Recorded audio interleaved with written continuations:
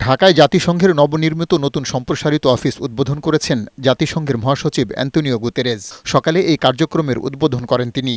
এ সময় তার সাথে ছিলেন শিল্প ও গৃহায়ন উপদেষ্টা আদিলুর রহমান খান, পরিবেশ উপদেষ্টা সৈয়দা রেজওয়ানা হাসান সহ জাতিসংঘ ও বাংলাদেশের উচ্চপদস্থ কর্মকর্তারা। পরে বাংলাদেশের আতিথেয়তা, পরবর্তী পরিস্থিতি মোকাবেলায় জাতিসংঘের সহযোগিতা এবং রোহিঙ্গা সংকট নিয়ে কথা বলেন তিনি। বিশ্বের সর্বোচ্চ সংস্থার প্রধান গুতেরেজ বলেন, বাংলাদেশের এই সংকটকালীন সময়ে জাতিসংঘ পাশে থাকবে। বাংলাদেশ বর্তমানে একটি সংকটকালীন সময় অতিবাহিত করছে, যেখানে গণতন্ত্র ও মানবাধিকার প্রতিষ্ঠা মূল চ্যালেঞ্জ। জাতিসংঘ বাংলাদেশের এই সংকটকালে সব ধরনের সহায়তা দিয়ে পাশে থাকবে।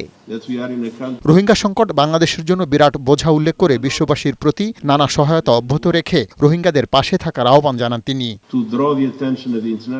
গতকাল 1 লাখ রোহিঙ্গাকে সাথে নিয়ে ইফতার করেছি। তাদের নানা সমস্যা দেখেছি। তাদের খাদ্য সহায়তা অব্যাহত রাখা জরুরি। আমি বিশ্বের সব দেশের প্রতি আহ্বান জানাবো এই সহায়তা অব্যাহত রাখতে।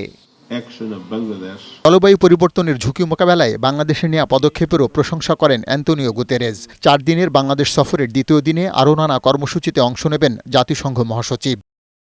পার্থ রহমান, বৈশাখী সংবাদ, ঢাকা।